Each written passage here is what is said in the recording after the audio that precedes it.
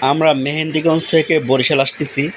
তো আমরা এখন মাঝ নদীতে আছি, একেবারে নদীর মাঝখানে। চারিদিকে শুধু পানি আর পানি। এটা বরিশালেই সম্ভব। বরিশাল আমাদের নদীমাতৃক দেশ।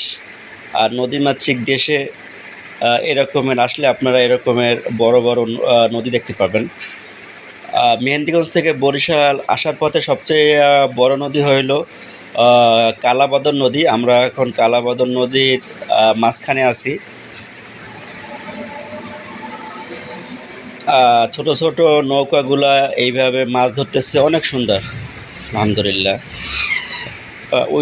ওই যে দেখতেছেন জাল, জালের উপরে একটা পতাকা টানানো আছে।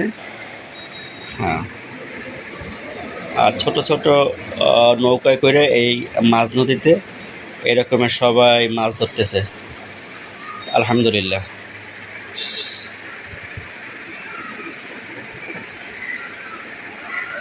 শুধু পানি আর পানি, পানি আর পানি।